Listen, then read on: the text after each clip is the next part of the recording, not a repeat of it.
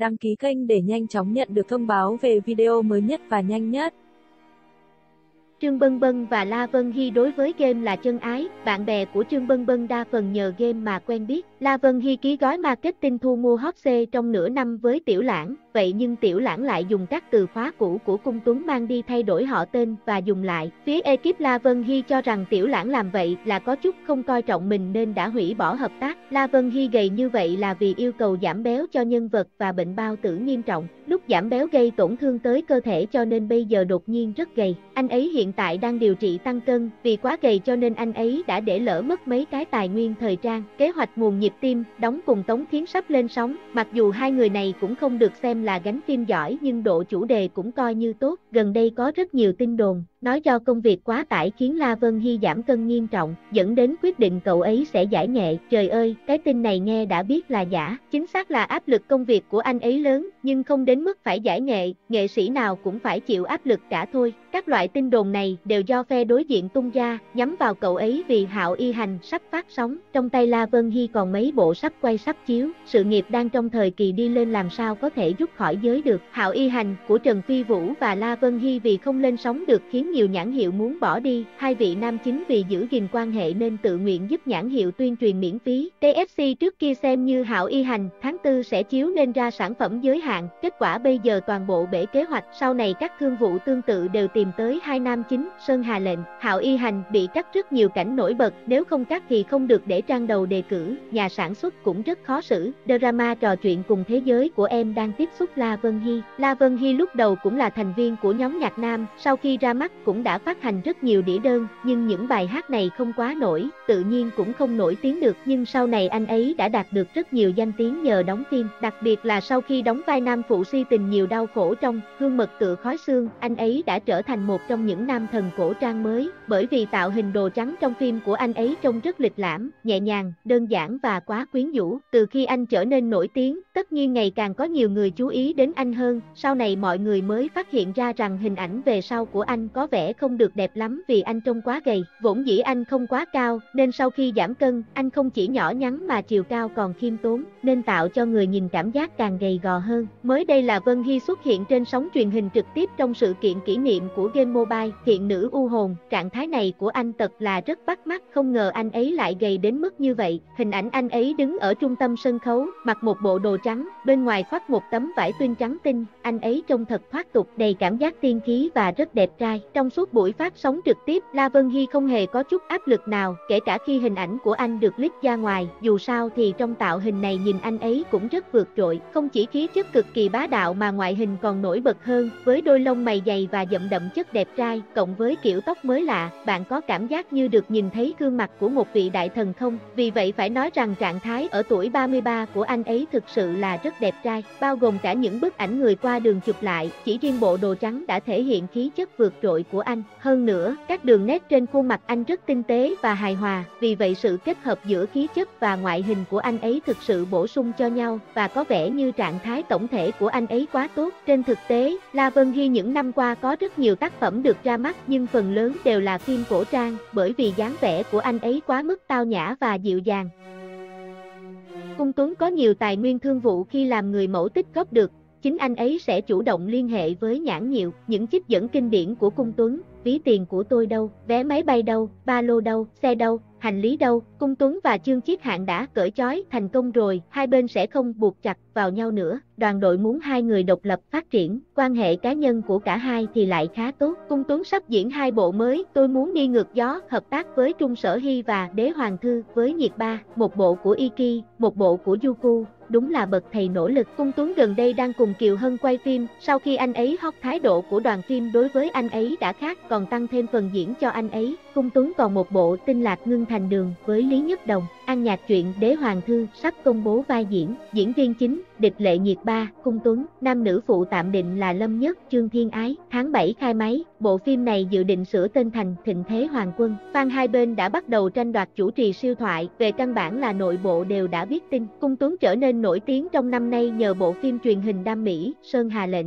Ngày nay, danh tiếng và lưu lượng truy cập của anh ấy đã tốt hơn trước rất nhiều, và tài nguyên của anh ấy ở nhiều khía cạnh khác nhau cũng không ngừng tăng lên. Theo tin tức, hiện tại đang có 2-3 bộ phim chế tác lớn tiếp xúc với anh ấy. Gần đây, một số cư dân mạng đã phát hiện ra một thương hiệu điện thoại nội địa Trung Quốc đã ký kết xác nhận với Cung Tuấn. Điều này ngay lập tức khiến cư dân mạng bàn tán sôi nổi. Tuy nhiên bản sao công khai xác nhận của anh ấy đã gây ra tranh cãi khá lớn. Nhiều cư dân mạng cho rằng nghệ sĩ được miêu tả bằng từ top lưu lượng có vẻ cũng không có gì đáng nói, nhưng nó lại được viết là lưu lượng hàng đầu. Là một diễn viên, Cung Tuấn cũng đã góp mặt trong nhiều tác phẩm điện ảnh và truyền hình, nhưng mãi vẫn không nổi được. Từ sau khi hot lên thì tài nguyên và phim ảnh của anh chàng cũng thay đổi hướng phát triển và cải thiện tốt hơn trước rất nhiều, nhưng có vẻ như với từ lưu lượng hàng đầu thì nó vẫn còn một khoảng cách khá xa, nhưng cũng phải thừa nhận rằng nguồn lực thương mại của anh ấy rất tốt. Các xác nhận mới lần lượt được công bố chỉ trong vòng vài tháng qua. Anh ấy đã công bố hợp tác với gần 30 nhãn hiệu. Đối với thương hiệu điện thoại này, được phân vùng cho nhóm người tiêu dùng bình dân, nay dường như đã thay đổi lộ trình và đang dần hướng tới những người tiêu dùng cao cấp. Nếu Cung Tuấn tiến hành hợp tác kinh doanh với nhãn hiệu, đó có thể được xem là một cái bánh tốt và giá trị thương mại của anh ấy cũng sẽ được công nhận hơn. Ngày nay, sự thay đổi của phim truyền hình đã trở thành con đường tắt để các nghệ sĩ trở nên nổi tiếng. Trước khi Sơn Hà Lệnh được phát sóng, cư dân mạng về cơ bản không mấy lạc quan về bộ phim này lắm. Vì vậy trước khi phim phát sóng cũng không có nhiệt độ gì, và ngay cả khi phim đang quay cũng rất ít fan đi tiếp ứng cho phim, và khi phim mới được công bố sẽ lên sóng cũng không gây được chú ý nhiều lắm. Có vẻ như Youku cũng không quá hy vọng vào bộ này, kinh phí đầu tư và các kỹ xảo hiệu ứng đặc biệt cũng không được tốt lắm, nhưng những việc này vẫn không ảnh hưởng đến sự bùng nổ bất ngờ của bộ phim. Từ đó Cung Tuấn cũng nhận được sự chứng thực và độ nổi tiếng tăng vọt nhờ bộ phim này. Hiện có thông tin rằng một thương hiệu cao cấp đang muốn tiếp xúc hợp tác cùng Cung Tuấn. Điều này cho thấy Cung Tuấn đang dần được giới thương mại công nhận hơn, nhưng để đến được với danh hiệu lưu lượng hàng đầu thì anh ấy còn phải cố gắng hơn rất nhiều. Ngô Lỗi về sau sẽ marketing cảm giác couple cùng Phạm Thừa Thừa. Hot C cậu ấy và Phạm Thừa Thừa không dám nhìn Trung Sở Hy là đoàn đội Ngô Lỗi đẩy lên. Phạm Thừa Thừa Vương An Vũ, vai trái có cậu, gần đây đã ghi hình lại những cảnh mùa hè, quay xong còn chỉnh sửa hậu kỳ, mang đi xét duyệt thì sớm nhất cũng phải sang năm mới phát sóng. Tác giả là bộ đam mỹ vườn trường hiện đại đầu tiên, trong giới rất nhiều người cho rằng nó sẽ bạo. Hiện tại Vương An Vũ báo giá các hoạt động thương mại đều rất cao, thậm chí cao hơn Phạm Thừa Thừa. Người đại diện của Vương An Vũ rất có năng lực, nhân mạch mảng thương mại rất mạnh. Khi mọi người bắt đầu mở các cuộc thảo luận về bộ phim Vai trái có cậu và tự hỏi rằng bộ phim này có thể bùng nổ khi phát sóng được không, thì Vai trái có cậu lại âm thầm tiếp tục quay phim. Đúng vậy, thật bất ngờ, bộ phim Vai trái có bạn vẫn chưa quay xong. Thực ra bộ phim trước đó đã quay xong câu chuyện mùa đông, còn câu chuyện mùa hè cũng là nội dung chính của bộ phim thì bây giờ mới bắt đầu quay. Trước đó trong cảnh quay mùa đông, các hình ảnh lít da chủ yếu là hình hai diễn viên chính mặc áo khoác dày, nhưng bây giờ thì khác. Vai trái có cậu được quay vào mùa xuân và mùa hè.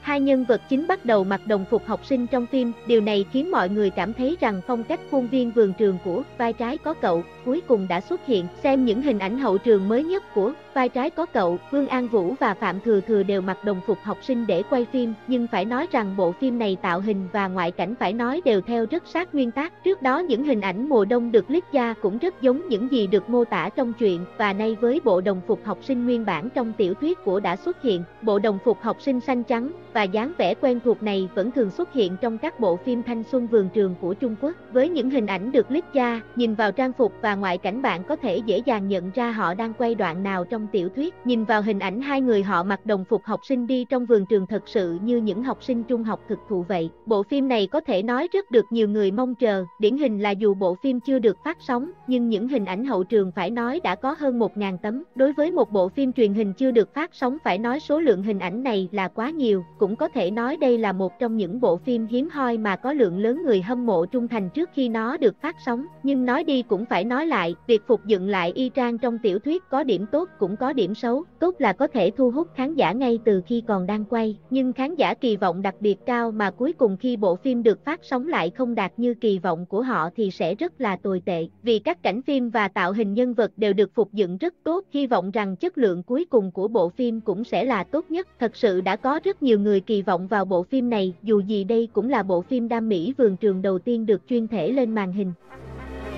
Thành công của bộ phim Sơn Hà Lệnh đã đưa tên tuổi hai nam chính Cung Tuấn và Chương Thiết Hạng vụt sáng thành sao, trở thành những gương mặt được săn đón trong làng giải trí. Các nhãn hàng cũng đua nhau mời hai nam diễn viên làm đại diện thương hiệu, quảng cáo. Theo Sina, từ khi bắt đầu phát sóng tới tập cuối phim, mức độ phổ biến của Sơn Hà Lệnh về cơ bản vẫn hot. Sự kéo dài nhiệt của phim được đánh giá nhờ chủ đề độc đáo, phim hấp dẫn và cách PR hiệu quả. Từ đó, diễn viên có nhiều lợi thế hơn. Sự gia tăng số lượng người hâm mộ trên Weibo của hai diễn viên minh chứng rõ hơn điều này. Trong thời gian phát sóng bộ phim, lượng người hâm mộ của họ đã tăng lên nhanh chóng. Đến nay, số lượng người theo dõi Trương Thiết Hạng là 16,81 triệu lượt và Cung Tuấn là 15,18 triệu lượt. Xét về số lượng người hâm mộ, Trương Thiết Hạng đang vượt qua Cung Tuấn, nhưng giá trị thương mại của cả hai lại khác nhau. Sina thông tin, từ khi phim phát sóng, Trương Thiết Hạng chỉ quay 2 quảng cáo với 2 thương hiệu, trong khi Cung Tuấn chỉ có 1 thương hiệu. Sau thành công của phim, diễn viên họ Trương có tới 5 quảng cáo, còn Cung Tuấn có được 7 hợp đồng. Xét về số lượng, cho đến hiện tại, Trương Thiết Hạng đã nắm trong tay 20 hợp đồng thương mại. Ở khía cạnh hợp tác kinh doanh, diễn viên họ Trương chủ yếu quay quảng cáo và làm đại sứ thương hiệu của một số nhãn hàng. Các thương hiệu hợp tác cùng nam diễn viên chủ yếu là đồ ăn thức uống, mỹ phẩm. Điều này được đánh giá là kém đa dạng hơn Cung Tuấn. Cung Tuấn đã có được 22 hợp đồng. Các hợp đồng quảng cáo và làm đại diện của anh đa dạng thể loại, từ đồ ăn, hàng tiêu dùng, dịch vụ ăn uống, vui chơi, trang sức, ô tô, đồ chơi. Trong đêm hội Vi Á cuồng hoan vào tối ngày 21 tháng 5, Chương Chiết Hạng và Hồ Hạ hát vô đề, họ làm khán giả thực sự nhớ về Sơn Hà Lệnh,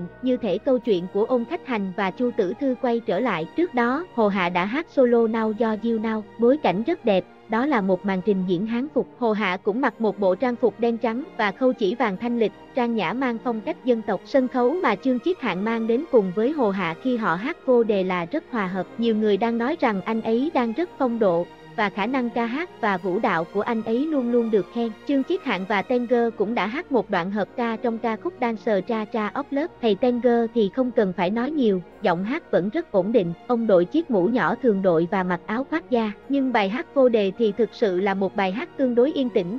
Nếu không phải vì không khí sôi nổi hiện tại thì không sẽ có cảm giác như vậy. Lúc đó, buổi phát sóng trực tiếp này thực sự giống như một nơi đang có mưa to tầm tã, không có cách nào yên lặng cảm nhận. Theo đánh giá thì khả năng ca hát của Chương Chiết Hạng không thua gì ca sĩ chuyên nghiệp, có cảm giác như anh ấy đã luyện tập rất chăm chỉ ở nơi riêng tư. Vì vậy anh ấy đã thể hiện tốt trên một sân khấu tuyệt vời như vậy. Trước sự kiện này, Chương Chiết Hạng cũng rất bận rộn, nhưng mỗi lần xuất hiện, anh đều có phong độ cao, cảm thấy không mệt mỏi gì, lại luôn làm hết khả năng. Không có gì ngạc nhiên khi sau 10 năm kiên trì hoạt động trong ngành giải trí, cuối cùng anh cũng trở nên nổi tiếng. Sự kiên trì này rất đáng học hỏi. Như vậy có thể thấy Chương Chiết Hạng rất nghiêm túc, khiến bản thân vừa có thể hát vừa có thể nhảy. Cho dù Chương Chiết Hạng không đi theo con đường diễn viên, thì một ngày nào đó thì anh sẽ được chú ý bởi khả năng ca hát và vũ đạo.